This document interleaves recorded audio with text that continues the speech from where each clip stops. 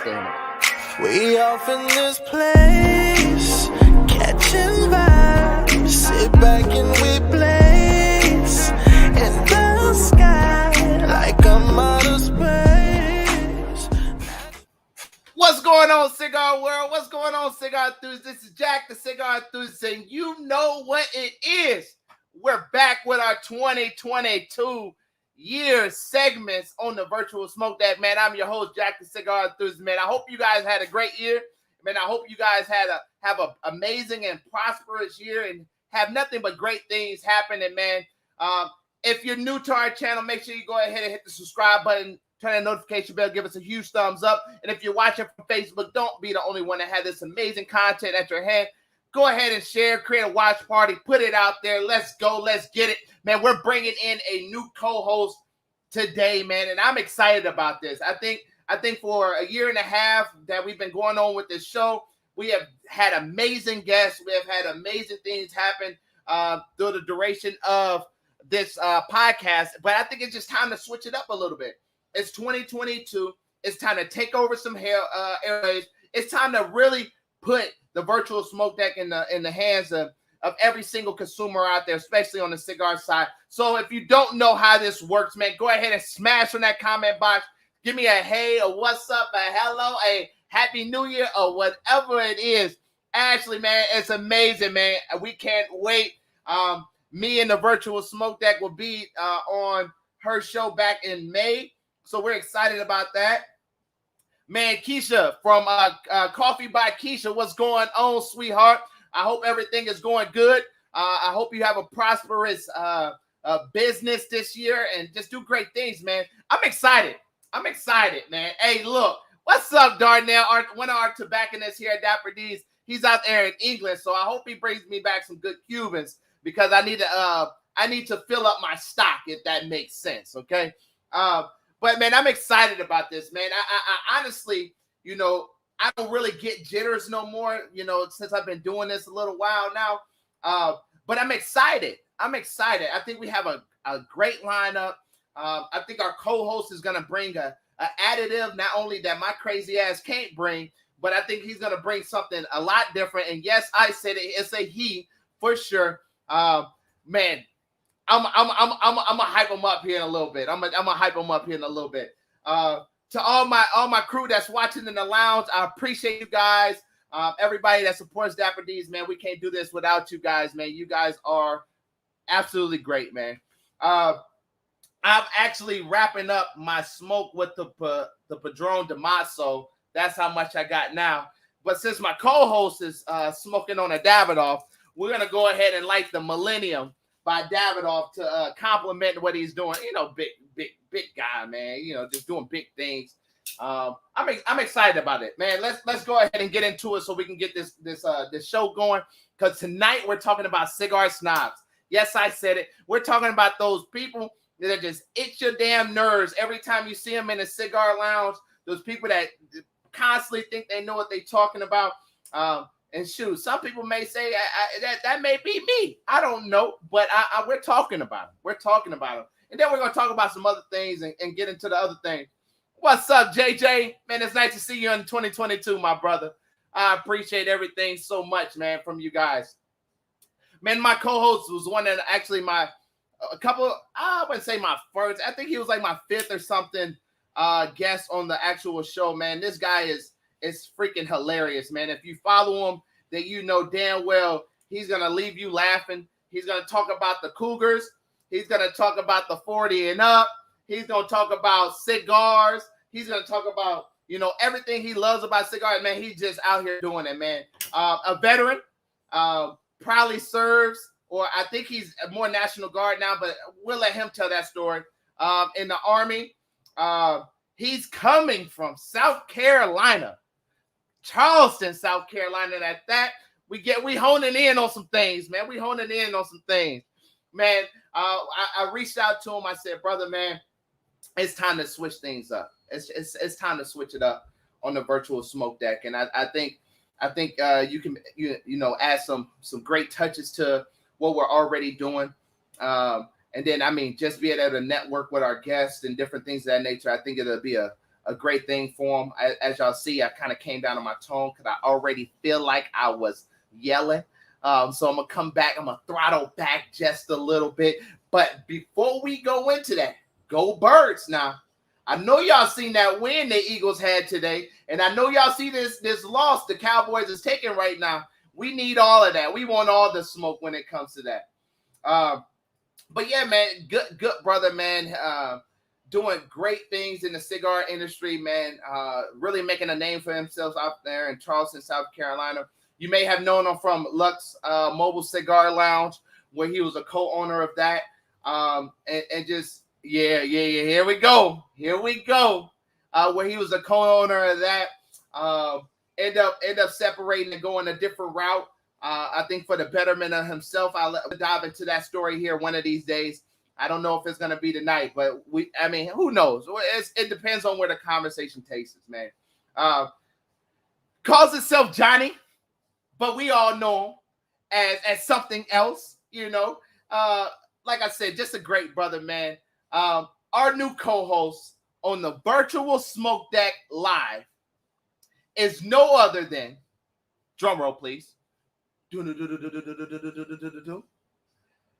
Johnny the Cigar Baker. What's up, champ? My brother, what's good with you, man? Hey, listen, man. First off, before we go, you are a cigar snob. You are a cigar snob. You are a cigar snob. I mean, we're gonna just lay that foundation right we ain't gonna do that tonight. No, hey, listen, it's okay because I'm a cigar snob too.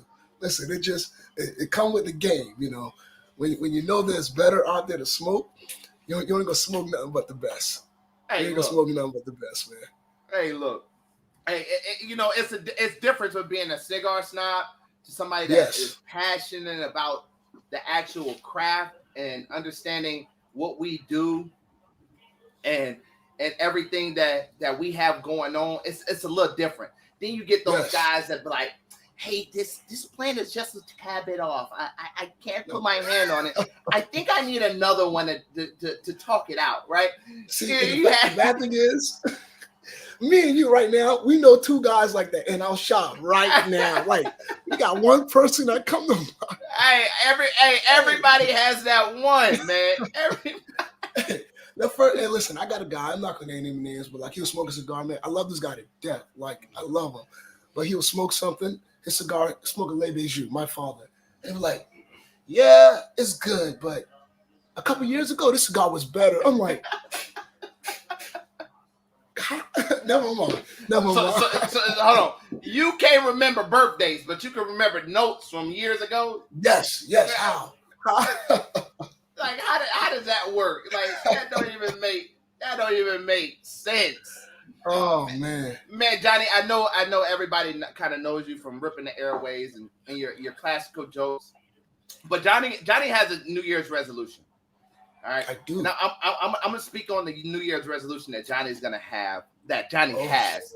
Let me see. All right, and I think his biggest New Year's resolution is to stay the freak out of Facebook jail. Oh yeah, listen, I'm posting church scriptures for the rest of the year. Every morning I wake up, you're gonna get a Bible verse. Before I start with the BS, you're going to get a Bible verse. Even though we haven't got it already. We haven't gotten any. And he's about to be 3 days in, so we can already kind of tell how it's about to go. We can tell how it's about to go. Oh, man. Listen. Johnny about to be talking about Cougar as soon as he get off the goddamn podcast. I'm like, Johnny. Listen, folks get in trouble for telling the truth, man. All I do is tell the truth. I just say what all of us are thinking, and I just get in trouble for it. But I'm gonna behave. Well, you have to. Well, technically, you can still go on air without being in Facebook jail. I just gotta hold you down, man. That's all. Yeah, you can't have no felonies on here, man. I don't want to be no. I'm trying to act right, man. Hey, Johnny, man, go ahead and introduce yourself to the world. Tell us a little bit about you. Tell us your passions. Why you love cigars so much, man. Just go ahead and give him the whole, wild shebang. So first things first, my last name is not Banker, which is funny because everybody that doesn't know me personally, like they were like, hey Johnny, I want to see some swag. Is your name Johnny Banker? I'm like, no. I said, my last name, my real name is Johnny Anthony. And actually, I was given Johnny the name Bernard Anthony. Oh, you ain't had to do that. Hey, yo, in the show. That boy is a Bernard, y'all. Yo, I was like, did my parents have a dog or something? Like, what's going on? But man, he put me out there like that. Okay, Johnny Bernard Anthony. That's the government. That boy has a whole name filled with 3 first names. 3. Hey, look, 3. Listen, don't get to my email address, right? Yo, but but they call me Johnny Cigar Banker. I try to be the baker of cigars. I try to smoke the good stuff. I've been smoking for I'm 25, so I've been smoking since I was 18, man. Never smoked a cigarette, never smoked the Black and Mild. I smoked Swishers when I was in high school, and I couldn't afford a cigar. On a high school budget, I grabbed me a couple grape Swishers, but been smoking for a little minute.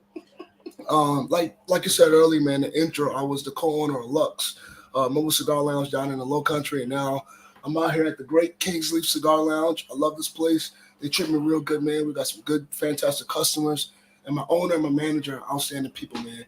But that's just like a little synopsis of me. I'm prime military, go Army, and I'm out. I'm actually out, all the way out. Really? So I thought about going back in.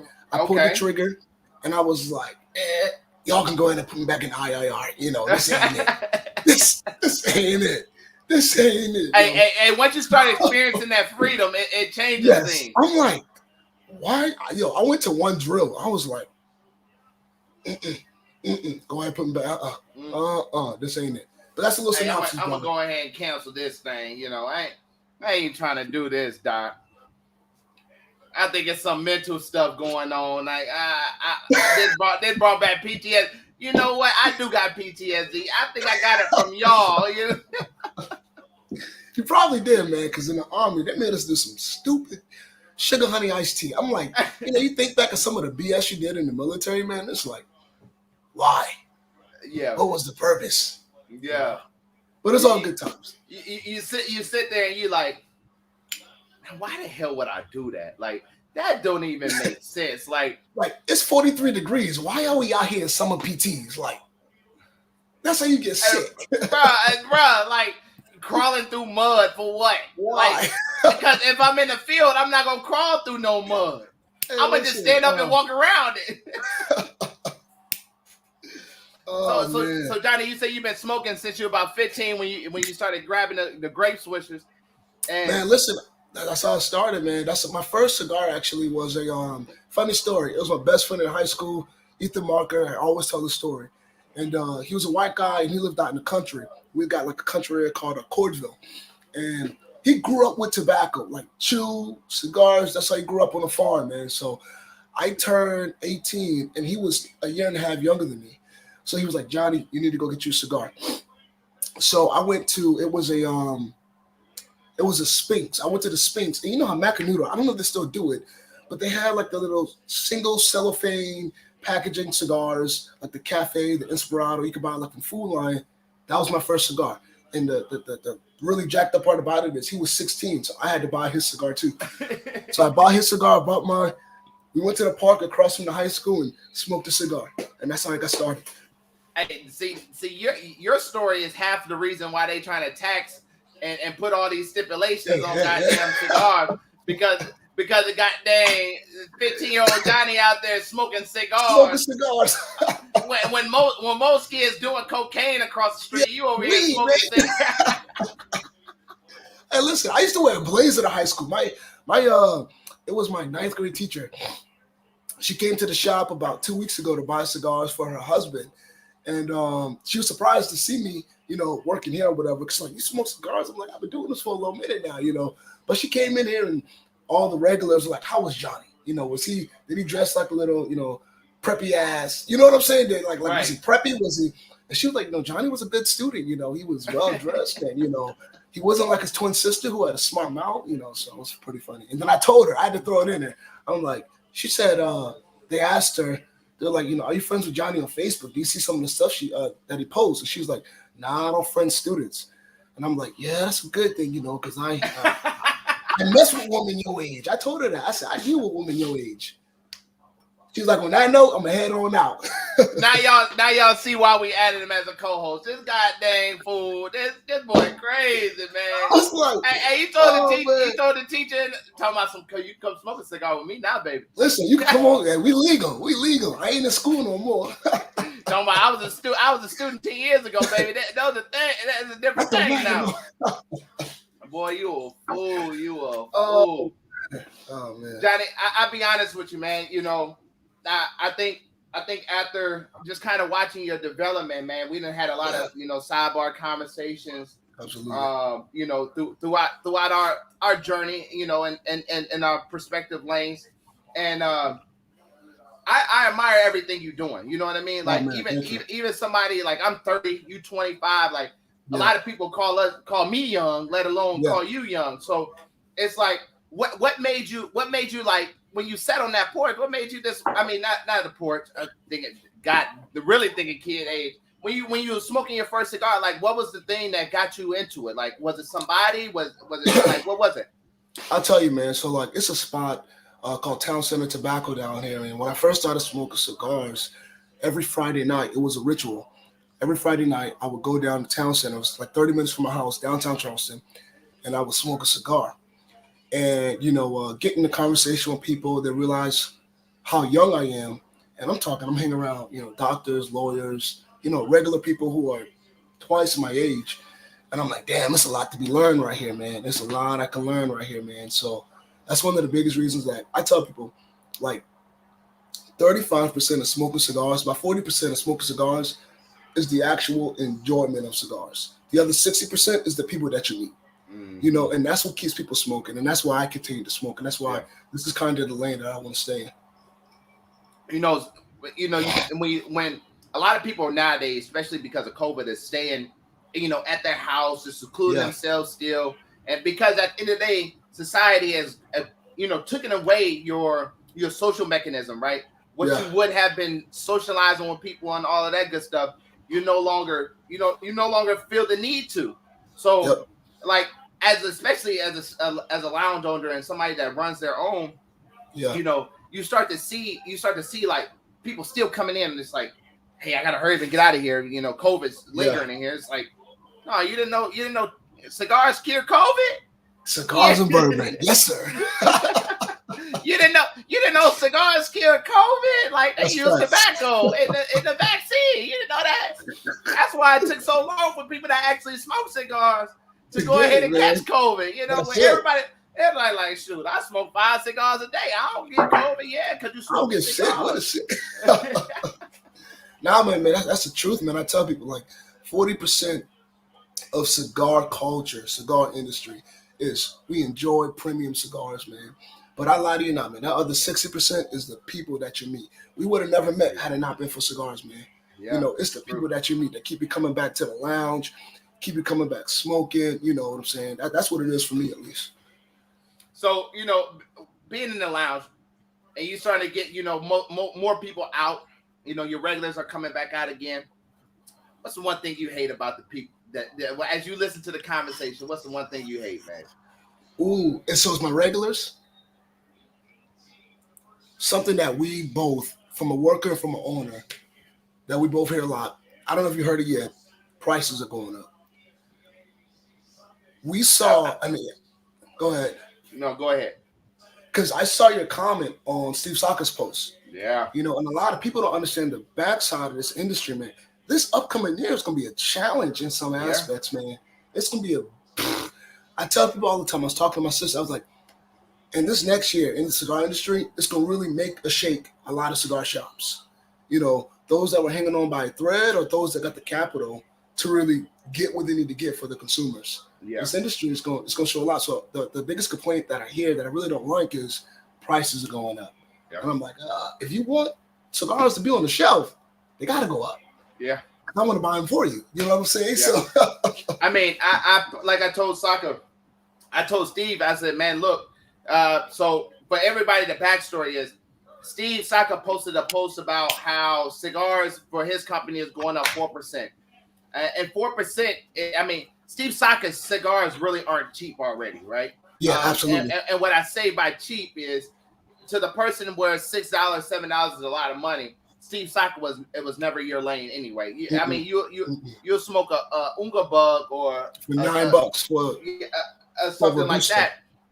Yeah, for a Robusto. So the Cis Compromiso is already a $15 stick and it's going up 4%. So you can only imagine 4% of that is 15, 30. You're talking about 60 cents more, really, an increase to that cigar. Now you do that by a basis of a box. You're talking about a $6 increase on the box. So you're not going to really see it on if you're technically you're going to see it more if you're a single stick buyer versus a box buyer. Because obviously buying a box is always going to get you the best deal. Hey, that Tricky Traka is amazing. But that stick is already, I think, I'm gonna just say Toro, and I don't know the exact numbers. I don't have my spreadsheets popped up, so I think it's like a $12 cigar here in Florida. So you can already imagine that cigar to almost be a $13 cigar, and in anywhere. But it's not only happening with the Barton and Trust; it's happening with AJ Fernandez, Rocky Patel, Alec Bradley. You have Foundation went up. You have Southern Draw went up. You have so many different brands, but a lot of people here. Let's really dive into why the increase is happening. Yep. So the increase is not happening because the cigar it just costs so much to make, right? Yep. The cigars are really not the problem. Now you have certain wrappers like the Connecticut broadleaf wrapper. Any type of Connecticut broadleaf is going up astronomical. Connecticut broadleaf is already expensive. Yes. So now you're talking about something where they add another $1 or $2 onto there. Now it's going up, right? But even from the logistical standpoint, we all know worldwide that finding wood is a problem. Wood prices are spiking. They went up crazy 4 times into 2020. Yes. Like crazy. But now you're not even looking at the hinge company, the little lock company, the little clip piece that clips onto there, the manufacturing of that Spanish cedar, and all these other things are going up. Yes. So what do you want me to do? Again, Steve Saka said it the best. He said some of his was like, do I cut on production? No, we don't do that. Do I cut on quality? Cut on quality. Yep. We don't do that. Absolutely. Do we just start giving money away and losing astronomical amounts of money? Then no, we don't do that. Yeah. So the last thing is we got to up the price. We got to raise the prices. Yep. I mean, some of my stuff is went up like $1.20, and it's not by my doing. It's not like Jack being greedy. All my cigars are 5% discounted. My boxes are 10% discounted. So you getting a discount walking in the door, not even being military, anything like that. Yeah. So it's true, man. And this, like I said, a lot of people don't understand it, man. So like I said, that's probably my biggest, I won't say pet peeve, but it's kind of a complaint because I'm like, hey, as a cigar tender, as a cigar shop owner like yourself, we want to continue to provide the best quality of cigars that we can to you. Because another thing, but go ahead, I'm gonna let you continue because you go ahead. Because another thing, especially in this industry right now, man, is we got a lot of people that are bringing cigars to the market that I'm not gonna say it, but it's effing up a lot of people's palates. Like you got a lot of cigars that's popping up, a lot of boutique cigars that are popping up in the market, man, and it's jacking up folks' palates to where they don't know what quality is. Like it's like, do you know what it takes to make a cigar? You got to have money. I mean, let's be honest. Like, you do. You got to have money. It's a lot. You got to have money and lawyers. You know what I'm saying?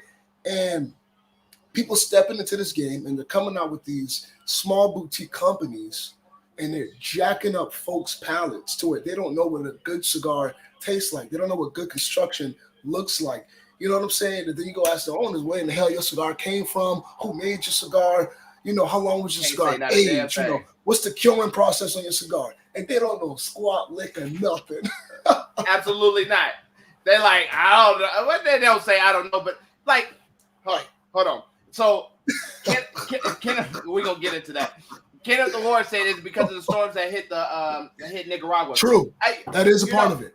I think it has a lot to do, but what a lot of people don't realize, and not saying this is you, Kenneth, but a lot of people don't know is that a lot of those crops that are grown, that we see grown, and the pictures, all that stuff, is crops for 2, 3, 4, 5 years from now. Easy, right? Yep. So a lot of the fermentation process for the cigars that come out in 2022 theoretically happened in 2017, 2018, and sometimes 2019. But it all depends on it depends on their operation, right? Yep. Again, it's all about, giving quality products, because you think about it, right? And this is kind of hit on you, Johnny. And I'm gonna let you go ahead and dive into this a little bit more. But you think about this: somebody that only smoked a little bit amount of cigars prior to coming out with their brand. All of a sudden, in 6 months, have a whole entire brand. Yeah. Right. And they're sitting here and they're talking, like, some of these guys are like talking, and it's like an insult to me. It's like, why the hell wouldn't I know what a Connecticut broadleaf is? And you clearly got a Habano wrapper. Like, it is, man. Listen, and I'm gonna tell you, man, this is why I'll tell you this. This is why you invited me to the show too, man. Because I'm gonna keep it 100 across the board.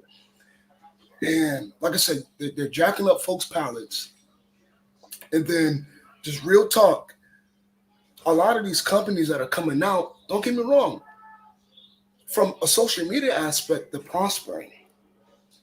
Because just real talk, they made, like, you got people that attach, some type of minority type flag to their brand to attract a certain demographic, whether it be females, whether it be veterans, whether it be a certain race, ethnic group.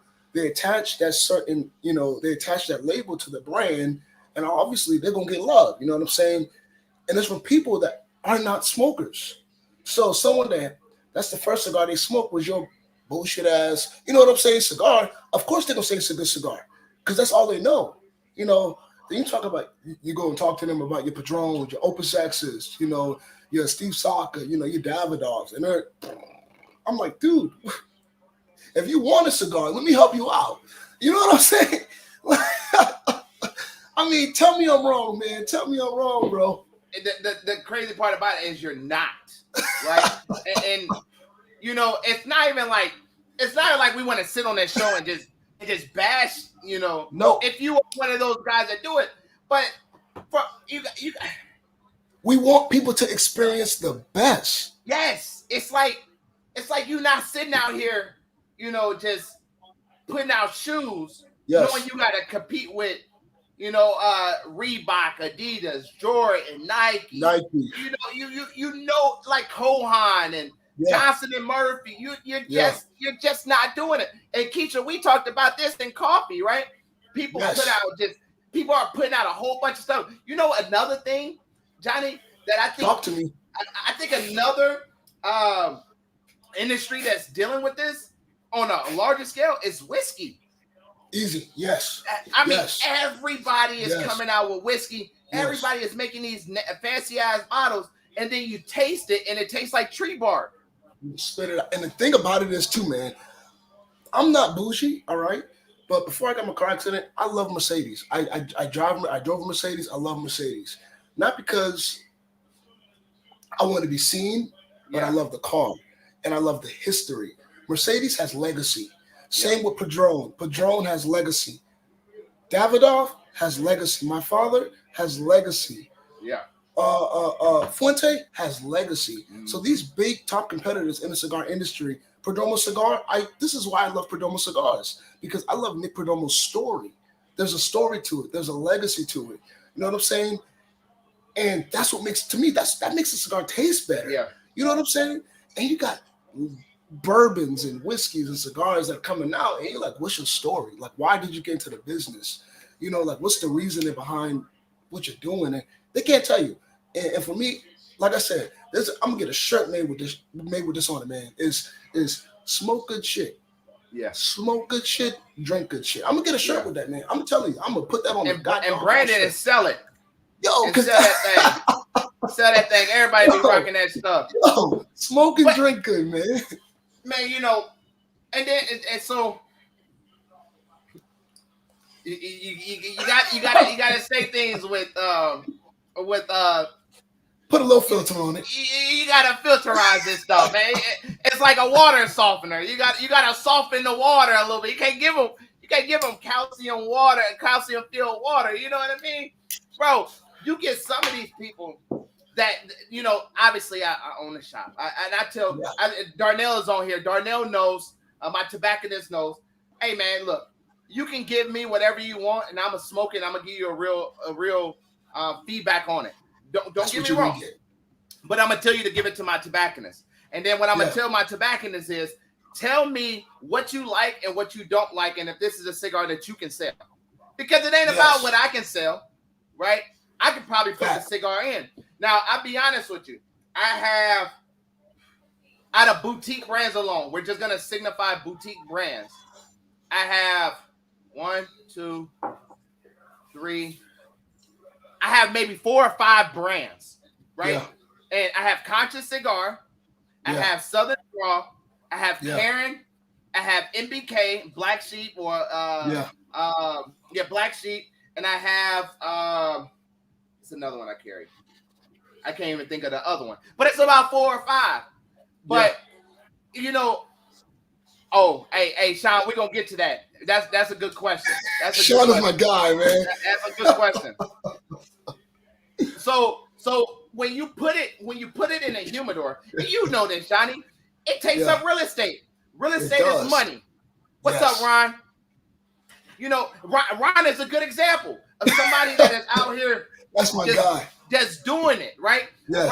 Ron knows it's all about developing. You know, Kevin Brown from Conscious Cigars knows it's all about developing. And I'm not throwing no shade, y'all. I promise you I'm not throwing no shade.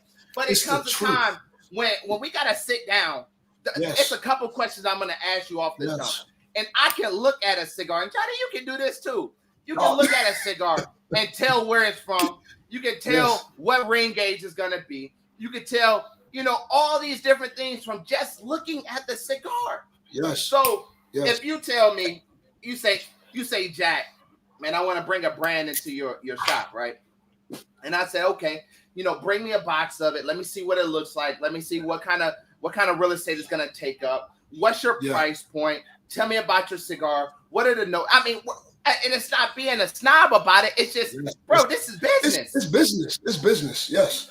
Yes. And man, to touch on that too, man, here's the other thing, man. You got, because me and you both know, like, okay, so I'm starting a cigar club down here. And I was telling some of the guys that so it's gonna be called the bourbon has gotten to me. But it's I was talking, it's 2 guys in a cigar group already that we smoke avidly, and we do something called R&D where we just try different cigars, we research and development, we do what we do, we go buy it, whatever the price, we're just gonna smoke it, and we're gonna give each other an honest review. And I was telling them, I'm like, hey, yo, I'm like, throughout, because we're gonna do a box of cigars every month, you know, try a different cigar every month. I'm like, let's throw in like 2 bundle cigars, because I got a couple bundle cigars that I keep in rotation. Because a true cigar smoker knows it's not about the price.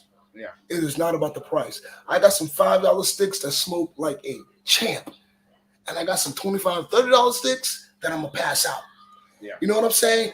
And with these boutique brands coming in, whether it be cigars, whether it be bourbon, number one, they're astronomically priced. Okay? Real talk. If I'm spending $25 for your boutique cigar, it better be good, because I can go in the humidor right now and grab me a Padron or Davidoff and be completely satisfied. And completely. Now, come on, preach. No hit or miss. Okay, you ain't gotta worry about it.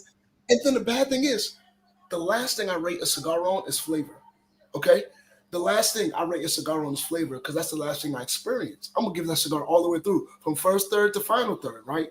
So first thing, I'm rating on construction. I'm gonna feel that cigar. Okay, I'm gonna do a nice cold pull on that cigar. All right, and I'm gonna see how the cigar pulls, the draw. Yeah.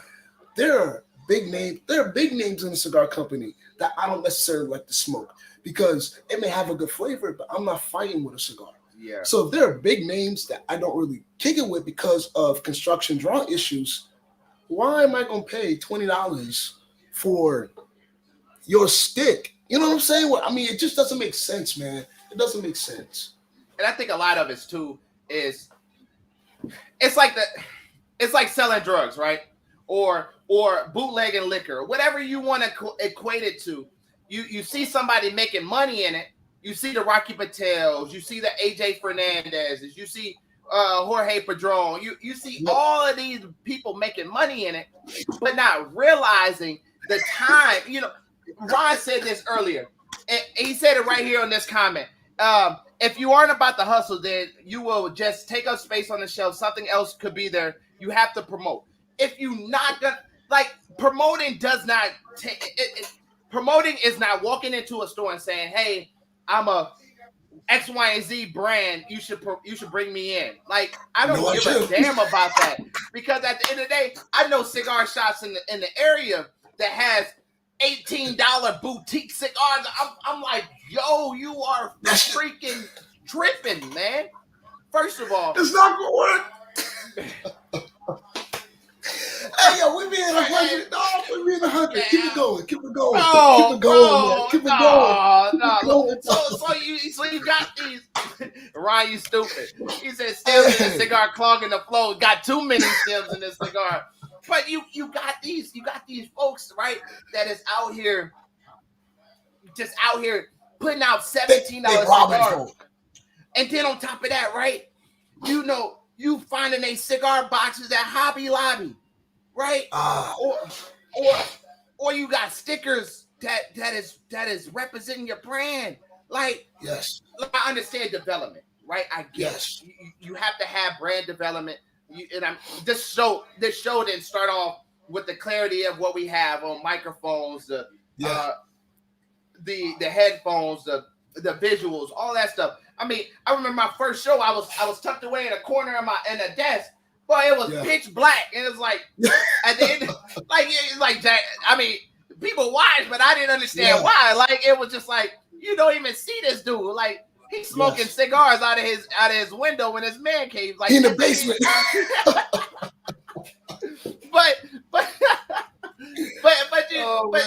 but you get to a point where it's like, okay, bro, look, you said your cigar has a Connecticut broadleaf wrapper, bro. You have a Habano wrapper on here, man. Yeah. And I'm gonna probably go ahead and say this is a Bahamian wrapper. Like, hey, dog, I'm crying real tears right now. Hey, this is real stuff, man. This is real stuff. For real. It's like we don't understand. Like I be like baffled by the insult to my intelligence. I'd be like, yo. And they come in there with confidence too. They come in there with confidence. I mean, I had a major master blender in my shop the other day, and I mean, great guy. It has a great line. I'm not gonna put his business out there. Great. I mean, he blends for one of the top brands in the industry. But at the end of the day, like I told him, like, okay, if I bring your cigar in, you have little boxes. But man, I gotta promote this. I gotta sell this, right? And I'm not saying like, oh, that's a bad thing, Jack. Oh my God, you gotta sell cigars. Like, no, it's not that I gotta sell cigars, but it's like, yo, I need brand recognition. Brand recognition. Oh, sorry. Go ahead, brother. No, you go ahead. So, as a cigar tender, this is what I do. We smoke good. I'm not going to recommend someone a bad cigar. Okay. And I mean, and grant you, and I'm gonna tell you right now, real stuff. Garrett from Davidoff, that's my guy, that's my brother from another mother, that's my dude. We sling a lot of Davidoff here. But in terms of like cigars, I'm not gonna, and it's not a flavor thing, okay? It's a construction, because that's the last thing I rate cigars on. But I'm not gonna recommend someone, whether I'm out and about with someone asks me, whether I'm working and someone asks me, I'm not gonna recommend someone what I think is something that's not pleasant to the palate. I just can't do that comfortably. I just can't. I can't. I mean, and the thing about it too is like, it's like when you do that, and let's just say they were like, Jack, that cigar was terrible, and I'm like, well, now anything I tell you, you're gonna be like, no, he gave me that one cigar. Yep. He said that one cigar was good. That thing was trash, and it's like, I mean, what do you say? You right? And Ryan over here weak, man. He's like, y'all killing me. But you know what it is, Johnny. People are going into it because it's money there. Exactly. They see $1 billion. They see $1 billion industry, and they say, well, it's $1 billion industry. If I can get 1%, $1 million, man, I'll be good. I'll be all right. Yep. Yeah, but you don't understand that what goes into it. You made $1 million, but it cost you $500,000 to do it. And here's the thing, man, too. Talking about this whole, people get into the game or whatever, is I always say this. People, they look at it from, don't get me wrong, social media has absolutely helped the cigar industry. Absolutely. But it's a double-edged sword, right? Yeah. Because you got people who are prospering with their brand, with their cigar, with their business on social media. But I said this the other day in the shop amongst some regulars, and this is just real shit. Vibes don't pay bills. No. At the end of the day, I don't care how good a vibe you're providing. I don't care, what DJ you got in the house. I don't care what type of boutique cigars you got on the shelf. At the end of the day, we're here to make money. I mean, just keeping it 100. We're here to make money. And good vibes don't pay bills. You know what I'm saying? It's your cigar industry is a regular-based industry. Yeah. Your business is based upon regulars. I mean, that's just what it is. I mean, it's factual. I was just talking to I was talking to one of my IT guys. He's pretty high up in the IT world, and I was like, we was talking about how I don't get a transaction report from Square to show me what's out of stock and everything. Now I know, guys, that can be changed. That you got to call them and fix that. But they have some of these companies are set up to where you go low, it automatically pushes a number to the company to order, and you don't have to worry about it. All you do is count invoices, put them on some POs, and call it a day. Yeah. The thing about the cigar industry is not like that, right? Yeah. Cigars is you have somebody that's ordering cigars, picking up that phone and be like, hey, I need 3 boxes of this, I need 4 boxes of this, actually I need 10 boxes of this, whatever the case may be, and it just doesn't work. So the basis of it is it's an old school, well-oiled machine. You have people hand rolling cigars. You have people doing all of these different things to make sure this cigar happens. That requires a hand. That requires a human. Yes. It's not a factory. It's not a machine or anything like that. And I think a lot of people are losing touch on that. I agree, man. I agree all the way, brother. I agree all the way. And so to finish, to kind of wrap up the story, is it gets to a point where it's like, I want to support you, but I support you from a single stick. I'm not gonna buy your boxes, then put your boxes on my shelf because your product doesn't sell, right? Yep. When I recommend your cigar, I expect them to smoke that and keep coming back to that cigar. If they be like, I don't really know about that, and they do this on top brands, exactly, on top brands. So if you thinking that you're going to be a differentiating factor, I'm sorry to tell you, but it's not going to happen, right? Ron said it the best. You have to put in work. You have to put in work, right? You got to go to these shops. You got to smoke with the owner. You got to smoke with the tobacconist. You got to give out samples. I think it's funny. If you come in here, you're trying to get your cigar in my lounge, right? I think the dumbest thing for you to do is give me one cigar. Yes. Because any true tobacconist is going to tell you, in order to really validate a cigar, if it's something that you like, you need about 2 or 3 of them. I got to smoke on different pallets, man. You got to smoke, because I mean, you may have ate something that was counterproductive to that cigar. Absolutely. Right? You may have been drinking something that you didn't know any better, and because you like to drink it, it may not pair well with that cigar. Absolutely. So Sean said he wants to talk about being a tobacconist, man. Ooh. I think that let's talk about it because I think that's gonna be a good topic. So what let's go off and say what do you like about being a tobacconist? So I'm gonna tell you right now, I'm not a certified retail tobacconist, right? Uh-huh. I'm not certified. But there are times where I do call myself tobacconist. You know, I'm not certified, but to I don't want to hurt no feelings, but we're gonna speak the truth. Like, if you call yourself a tobacconist, right? Number one, there's a keen difference between a tobacconist and like a sommelier. There's a big difference, big difference. Okay, and especially now, myself, I don't consider myself a tobacconist. Do I know a lot about cigars? Unfortunately, yes. I do. And it stems from hobby, not just because this is my occupation. It stems from hobby. I'm a cigar nerd. But I know exactly what Sean is talking about because I don't know if you know Sean. Sean lives down this way, so me and Sean smoke together all the time. And me and Sean, it was me, Sean, and it was Will from Drew State, and a guy named Trey. We were all in the cigar shop just cutting the shits, man, just telling the truth. And you got people coming in the cigar shop and they are, for instance, you got people that's opening up cigar shops rather, and whoever they may hire, they call themselves a tobacconist, and I go to ask them, I go inside the humidor and I start, number one, I don't know if you do this too, Jack, but when I go inside a new cigar shop and no one knows me, I love it. But when I go inside of a new cigar shop, I don't tell anybody what I do for a living. Absolutely. I want you to help me. I want you to help me. I'm going to act like I don't know squat, lick, or nothing. I want you to walk me through the process. And when we have folks who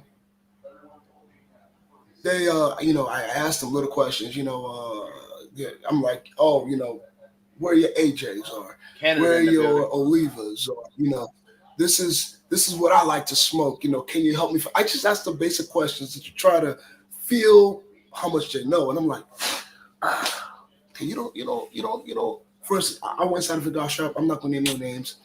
And I was looking in the humidor.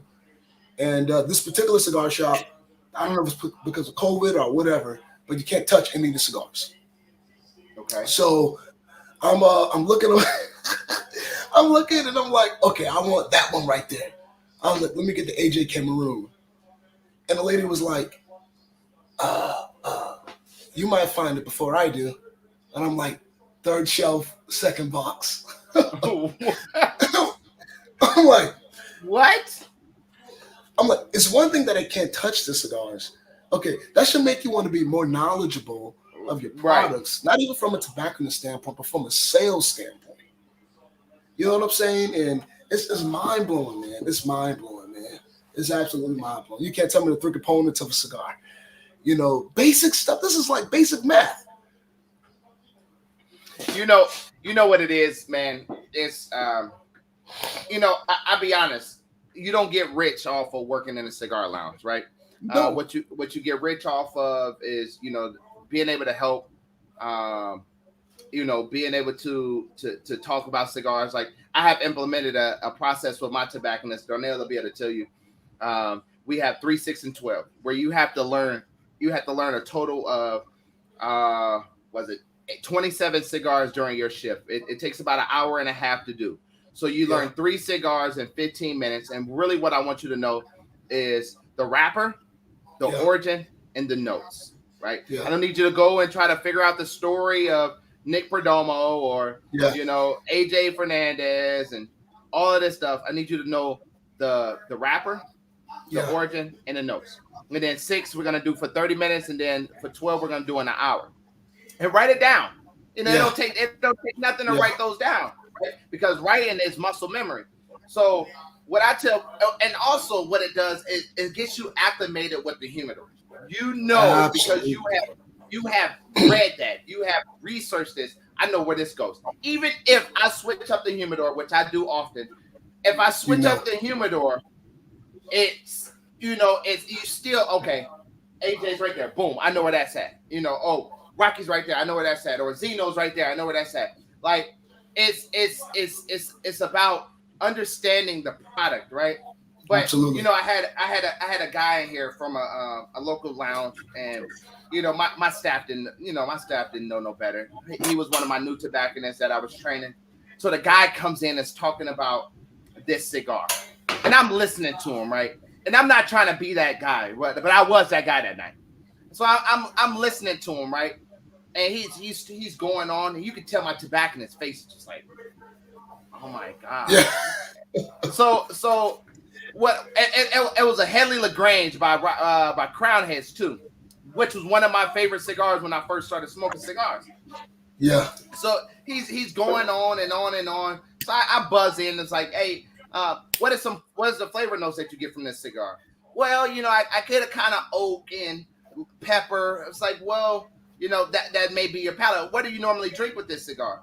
I usually drink this and that, and a lot of the stuff as you go diving into the conversation a little bit more, you're like, bruh, you just over here just fucking read something on Cigar International and just throwing it out there and expecting not expecting anybody else to ask you questions on this damn cigar. Yeah. And then you get asked that question, and it's like, oh, I don't know that. I don't know that. Yeah. And it's not even trying to like prove a point, but it's like if you're gonna come in here and try to educate, and then I walk into your store and you don't even walk into the humidor. And that's but you got the nerve to walk into mine and try to educate on a cigar. Get your ass out of here, man. Yo, listen. One time I went to a smoke shop, not gonna name names, and I was just hanging out smoking, and it was a lady, older lady. She walked inside the humidor, and I could tell this lady on the squad looking up at cigars. She walked inside the humidor, looked around, came back out, and was like, "Hey, I'm trying to get cigars for my husband. I know he likes lighter smokes, or I know he likes, this, that, and the third." And this lady, she goes back, she walks out the humidor, walks back in the humidor, and the cigar tender just stayed behind the counter. He didn't go in the humidor with her. Yo, I was like, what is happening? She walks back out the humidor and was like, I know he likes Perdomo. I know he likes, I think he likes Monte Cristo as well, whatever the case may be. She goes back in the humidor by herself. At that point, I don't even work at the shop. I was like, I got up, I walked in the humidor, and I don't work at the shop. I just smoke it. And I sold 20 sticks. You know what I'm saying? I'm like, what just, and I sold 20 sticks, and 10 of them were their house sticks. Bro, it's crazy about, it's just crazy. I think, some of the common practices that some of these lounges has, and, I lose my damn mind if my I don't care. I got bartenders that walk in there and sell cigars. So if my bartenders are walking in selling cigars and can to educate you on the cigars and you can't, come on, man, that's a problem. But again, it's a money thing, right? People just see the money in it, and it's like you have no passion about it. You know what I hate? I'll be honest with what I hate. I hate when people open up lounges, from a lounge owner standpoint. I hate when people open up lounges but have 3 cigars in the whole goddamn place but call yourself a cigar lounge. So no, you are a smoke room. I posted a status about that maybe like 4 months ago, dog.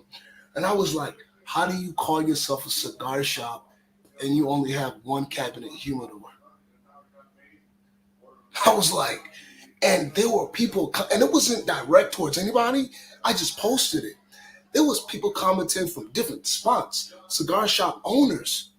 And they were like, damn, man, you coming for me. And I'm like, I've never been in your shop, but if that's what you got, man, I'm sorry. Hey, if the shoe fits, dog, my bad, But I'm like, you're not like, what's going on here, man? Like, and the bad thing about South Carolina too is, I speak from South Carolina because I've been to probably every cigar shop in South Carolina, and we can't have liquor. Yeah, we cannot have liquor, and you got people that are opening cigar shops, and it's like, dude, your humidor is your bread and butter here, because we're not pushing. You can push beer and wine easy. We're not pushing beer and wine like that. We're not. Like, your humidor is that's what's gonna pay the bills, man. That's the bread and so butter. Before you step in this game, you gotta make sure your humidor is stocked, man. That means you gotta have money in order to buy it. You can't Yes. buy. You can't buy a bunch of cigars with $10,000. I'm sorry, you just can't. And that's why a lot of people are going boutique. A Yeah. lot of people are opening up shops because they can't afford to open up these accounts. They can't afford to put up $20,000 on their first order to open up these accounts. So the next thing to do is either go third party or go boutique. And then that's what happens when you start seeing astronomical prices because they're buying from Exactly a third party and they're not getting buying from. But it's crazy, Johnny, just the way that even in two different states, the matter the similarities that you have amongst your cigar lounges in the area. And I'm not here. Well, I am gonna say this: Dapper D's is the best cigar lounge in Jacksonville. But I'm not saying that Dapper D's or Kings Creek is the best in the land. But you got to understand these places that are not selling cigars. Yes. It's 9 times out of 10 in bogus ass places where you're skeptical if you want to go in or not. Right, or the humidity is not good, or they have mold on their cigars, or whatever the case may be, because you didn't put the right amount of money and effort. Yes. Single cigars is everything. It's a great business to be in, but it's just a small part of it, man. Like if you're not selling no boxes, then that's I get happy when I sell boxes, though. Bro, you got to. Shit, I get happy. I'm like, today. One morning I came in the shop, man, and we opened up at 9, and I had a guy meet me at the door. I usually get here like 8:40. I had a guy meet me at the door. First sale of the day, $700, $800. I'm like, oh shit, this kind of day it's gonna be. But it's my boxes. That's what I want. Don't get me wrong. I appreciate my single stick buyers. I love you. That's what we do. But when them boxes come in, I'm like, God, let's go. Bro, let's go. That's what. But then even when people don't have that, I'm like, yo, like you already immediately your brain goes to they must sell liquor. Yes. They must sell. Absolutely. They must sell liquor. If you don't have box inventory, then you don't sell boxes, man. Yes. And I don't want to shame nobody because everybody has their own budgets, right? Like you buy cigars in your own budget. I appreciate the single stick buyer. I appreciate the accessory buyer. I appreciate the box buyer. I appreciate every single one of you guys the same. But when you start getting into cigars, man, I think even if you're a single cigar smoker, man, stop going into these lounges buying one cigar. Yeah. If you're coming there for one cigar, okay, that means you probably know what you're smoking. But if you're trying something, buy 2 or 3 of them. At the end of the day, it's all about going in, experiencing something different. And if they don't have nothing different to offer you, then go somewhere else. Yeah, and the crazy thing is, man, you know this too. You got even in a cigar shop, there's 2 different kind of regulars, right? You got your regular that come in, sit, smoke, hang, chill. And you got your regular, you can see him 3-4 times a week. He gonna grab his 5 and he gonna go. But that's good. That's 2 different. That's good. That's off good. the chain. You know what I'm saying? And I'm like, God, I get it. Everyone, like you said, it's all about budget. It's all about what you like, yada yada yada. But at the end of the day, man, I get happy when I sell boxes. I'm like, yeah, let's go. It's a good day. Yeah. You know what I'm saying? And then the thing about cigars is, in order to know if you like it or not, you gotta smoke it. I mean, you can't smell a motherfucker, and you're not gonna say and smell it, and be like, I'm not gonna like the cigar. That's another thing. Jokers that walk inside your cigar humidor and try to smell cigars through the cellophane. Don't put your damn nose on my cigars. Do not put your damn nose on my cigars. I'm gonna smack them. Bro, you know the crazy. That's yours. That's yours. That's yours. Why? I see your booger on that mug. That is yours. No, I didn't want it. Your booger there is yours. Goddamn, it's yours now. You break, you buy. Goddamn. No, you sniff, you buy. This is not no sniff test, boy. This is not one. But, bro, I mean, we can literally go down the line with some of the things that we just hate and say it smells fresh. No shit. No shit. It smells fresh out of goddamn curing barn. That's what it smells like.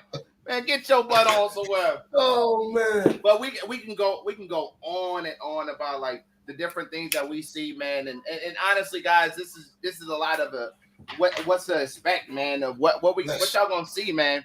This is why we did it, because at the end of the day, we can sit here and have crazy conversations but Yes. but it's realistic, right? It's real. conversations that people want to have, but just don't know how to have them.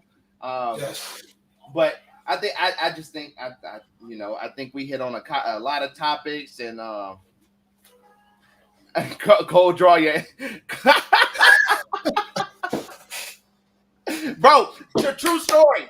So I was smoking this one cigar, man. I was like, man. I was telling one of my customers, I said, man, this is a great cigar, man. Look at it. So it had the band on it. I was really showing them the cigar with the band on it. Like, hey man, you should get one of those. You see the band, go ahead and buy it. And this mug tried to smoke my cigar. Man, I slapped his hand so bow. I said, bro, don't you ever try to put your cigar in your mouth. My cigar in your mouth. Listen, we cool, but we ain't that cool. We ain't that cool, Joker. Bro, hell no, we ain't. Man, don't put your cigar. But people just don't know. Yo. It's like, I learned my lesson. I hold my cigar. Hey, what you smoking? I'm smoking this. Oh man, how is it? It's good. Go get one. You ain't touching my. But hey, Darnell, you remember that, man? That dude, that joker tried to pick up my damn cigar, man. I got so damn hot. I said, hey, bro, it's a question, brother. Come on, do you have like brand whores in your shop? Like jokers that only smoke. I'm only smoking Padron. I'm only smoking Room 101. I'm only smoking Davidoff. I'm only smoking. You know what I realized is brand whores that buy one single cigar are the worst. They are the worst, right? Because it's like, I put it like this. Have you ever had somebody come in your shop that's maybe older, been smoking cigars for a long time, stop smoking cigars, want to get back into it, and the first thing they ask you is, do you have a La Gloria Cubana, or do you have a Macanudo, or do you have Desperado? Bro, I'll be like, yo. I say, how long you been smoking cigars, sir? Oh, about 30 years. I can tell, because those brands ain't hot no more. Like, bro. And the last time you picked one up, it had to be 10 years ago. Yo, listen, bro. It was a guy, man, and I know he doesn't live down here. He's a regular, but he's a regular every 3 months. His daughter lives down here. He cool as all get it, man. He's from Jersey. I mean, this joker, old, big, burly white guy, right? But he got rings on every finger, like old school gangster type deal, like chains, 3 chains on the neck. And he comes in the shop, and all he smokes is La Gloria, right? And normally, I don't let people smoke cigarettes in the cigar shop. But normally, they come in the morning, okay? And it's just he and his wife. And ain't nobody else in there. I'm like, because he just old school, just, you got that guy. So I don't got no guy that's smoking no cigarette in my lounge. No, but let me finish. Okay, so it's going. just them. So he grabs the La Gloria, man, and I swear to you, man, he goes and he sticks the entire cigar in his mouth to lick it. And before I could catch him, he uses the shop house cutter to cut the cigar. Like he deep throat the entire cigar. I'm like, God. That's a humidor, right? Like that's a humidor right there. Like it's already like humidified. Like you ain't gotta add no extra. Like it's a bonus song.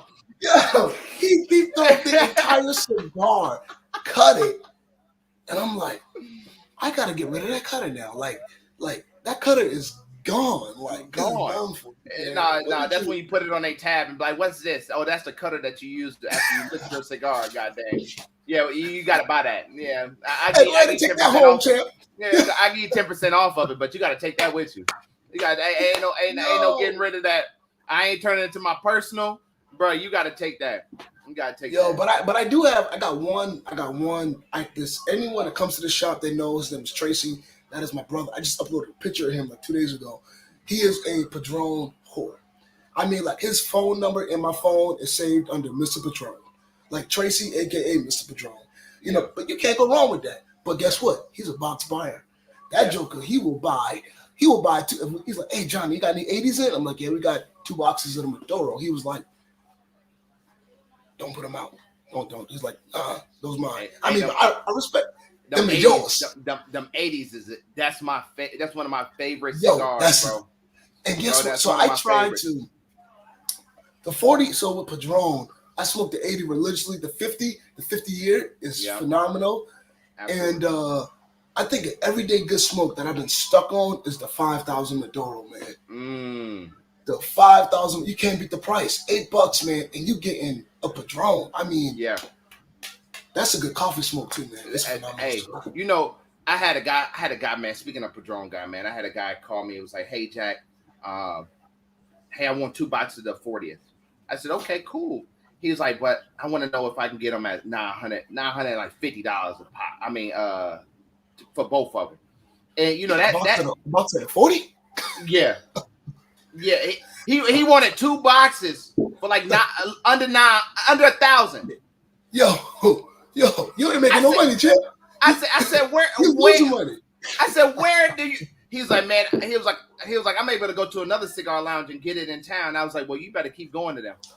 Because I don't know how they doing that. Because you buying a box of 40ths for anything under 450. Yeah, 450. I would say 350. Yeah, anything. Bro, or even 475, bro. That's crazy. Yes. That's crazy. You're talking that box alone is like 5 something.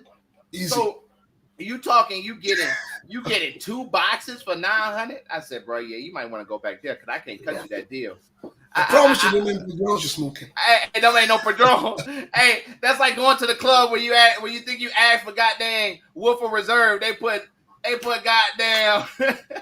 You say, yo, I had a situation. Yo, I went to a spot down here, and I went to a spot. All my brothers, like how we do it some nights, like I'll close on a Friday night, and I got some brothers that sling sticks at a club down there. I ain't gonna say club, but we out there supporting them, smoking. That's what we do during the summertime, and we ordering drinks for each other. Not two. Oh, that's you know, we ordered a round of Woodford Reserves, a shot of wood, you know, wood on ice.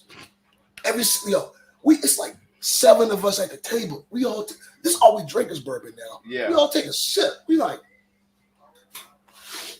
hold up, wait a minute. This ain't wait it. a minute. This What ain't is this? it. What is it? Take this off the check. This ain't it, dog. This ain't. Hey, bro, you just hosed me. Hey, like Kenneth said, got wild turkey instead of Woodford Reserve. This ain't it, man. This ain't it. Bro, you just out here like, yo, are you serious, dude? Like, what is this? But they do it. And it's crazy. Bro, they do it. And it's just like, it's like completely mind. So Keisha, he was saying the Padron 5,000. Another good coffee stick is even like a Zeno. You don't even have. You could do a Zeno Sector series. Is a good one. You have a Southern Draw. Rosa Sharon is a good one. That Perdomo Lot 23 Maduro. Lot 23 Maduro. Well, it depends. If you like it, if you like both a strong coffee. If you like a strong coffee. Both are good. Both are good though. The natural and the Maduro, but yeah. But yeah, that's that. But again, you start getting into the sommelier factors of it, right?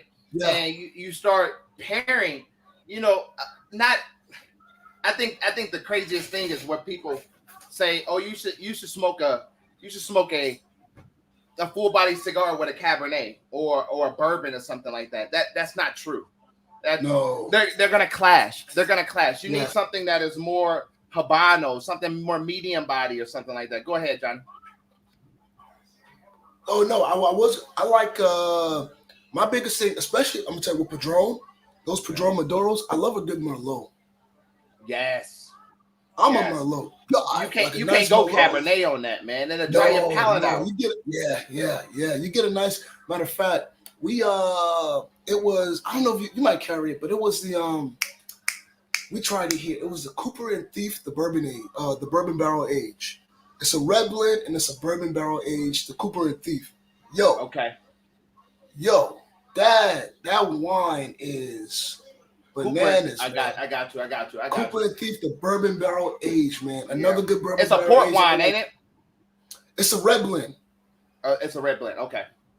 And another good one is that's not because the Cooper and Thief is like I think it's like 27 a bottle, but another one that's less costly is the Firebrain. Yeah, I've never heard of that one. Firebrain? No, I have never heard of that one. Man, I got it from it was Amber Branch. She put me on it. She's in the cigar game as well. But she put me on that wine. It's like $11 a bottle. And it's a bourbon barrel age. And they got it in the cab. They got it in Merlot. That shit is for the price. You can't beat it. Hey, those bourbon infused wines though, they got a little bit of sweetness to it. But they got that smoky caramel. You got it. It knocks off the flavor notes. Like it doesn't even get to the point where it's too strong because it just it goes so complimenting. Yes, that's the word right there. Complimenting. Yes. It just compliments so damn well, and it's like like Kenneth said, I think, man, you know what? Our next one that we're gonna do, we're gonna talk about parents. That's good. Our next one we're gonna do, we're gonna talk about parents. Yeah, that's a good one. That's a good. Hey, Kev, thank you so much for that one. That's a good content one because I mean we could do a whole show on just parents alone. I mean, it's so much, and then the good thing about pairings too, man, is everything is personal. Yeah, I'm not going. Okay, yeah, you like a white Zinfandel with your Padron, cool. That's what you like. Yeah, you're not wrong. This is what would probably pair better, but if that's what you like, my boy, enjoy. Yeah. And I think a white Zinfandel would go great with a natural cigar anyway. Absolutely, because of the sweetness of the wine, it's not gonna be counterproductive to the earthy notes that you're gonna get out of that cigar. It's gonna kind of make those spices. It's gonna intensify them. Yeah, bro. Hey man, I'm excited about this, bro. It's gonna be nasty though. Hey, look, this is just something. Hey, as y'all see, man, we rolling well over our time, but at the end of the day, man, bro, I'm excited about this, Johnny. I go ahead and tell you on air, man. When I thought about it, I've been dwelling on it. I told you I was dwelling on it for like 6 months, man. What could be a game changer? What can be an additive? What can we do to really get this thing, to the next level? And I think we just did it, man. I think we just did it. Absolutely, brother. Bro, I'm excited about this. I'm excited. Same.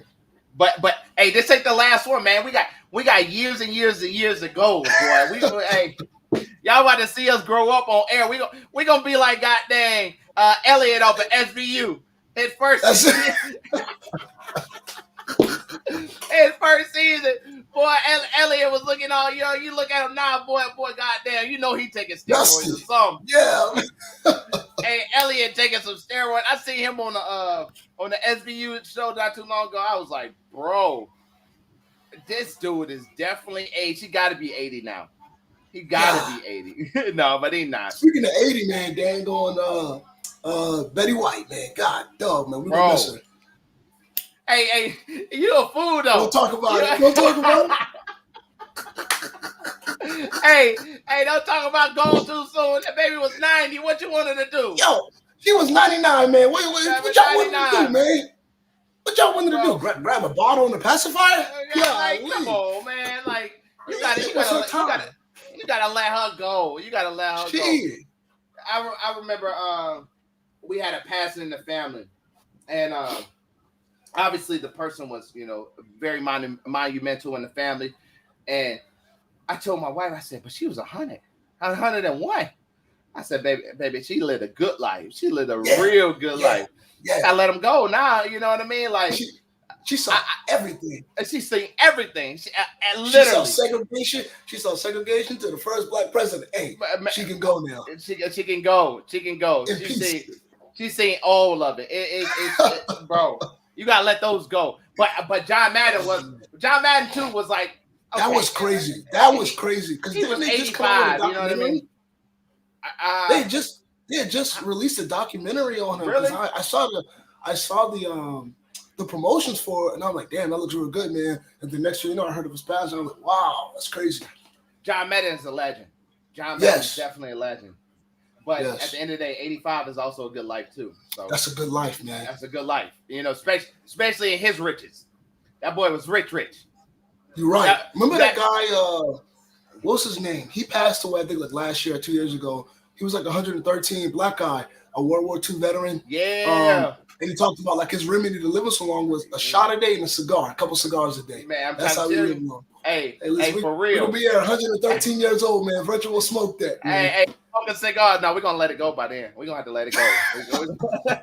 we got talking about. Hey, look, we're gonna be on the air, but like, well, Johnny, back in my day.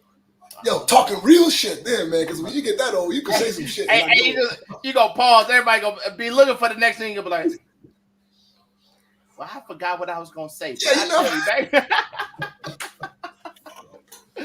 But back in my day, hey, look, we are not talking about older folks. We love our older folks, okay? I got a guy named Henry that comes in. Let's shout out to Henry, man. He came in one day when we first opened, and we're gonna wrap it up after this. He came in and said, he said right before I opened, he said, "Do y'all got the He said, Jack, you got the CAO flatheads?" I was like, "Yeah, we got the flatheads." You know, he was like, "I'm gonna take 3 of those." That boy lit one up on our grand opening and sat down, and he's slow to get up. Again, Henry is a good guy, but I want to say he is at least 83 or something like that. Man. And boy, he sat down, stood back up. He said, "Hold on, Jack."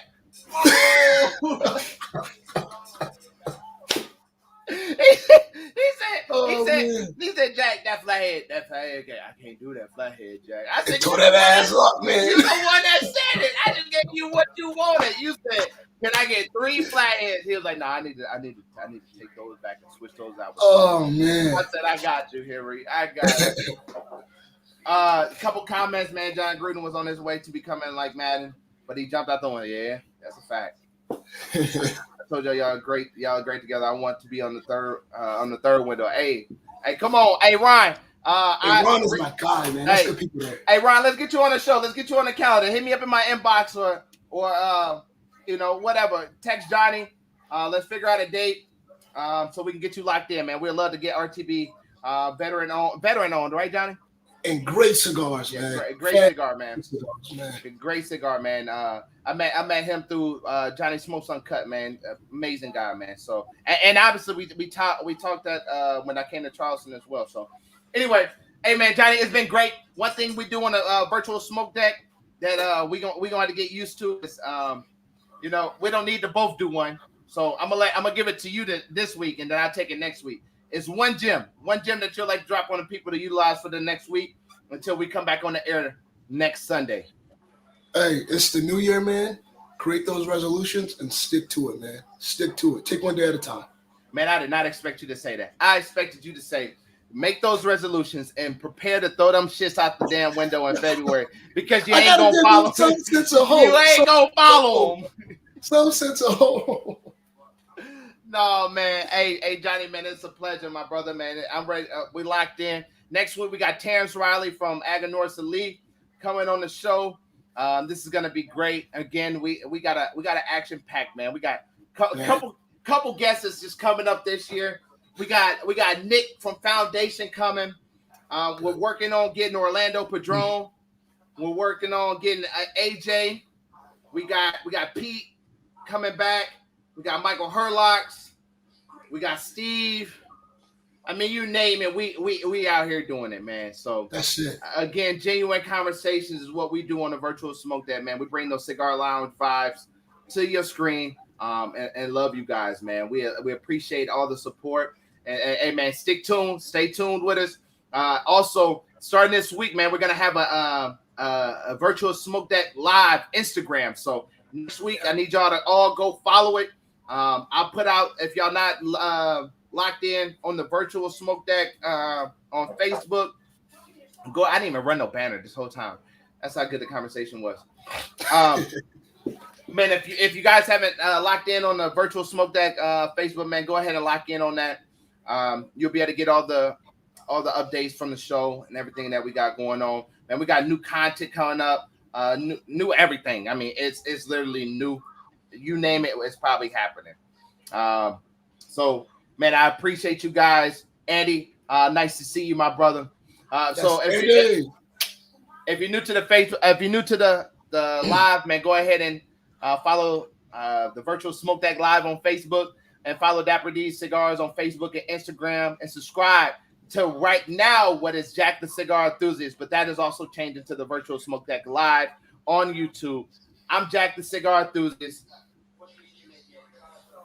Your Johnny, the cigar banker. The cigar banker. There we go. Hey, and we are the Virtual Smoke That, man. I see you guys next week. We are gone.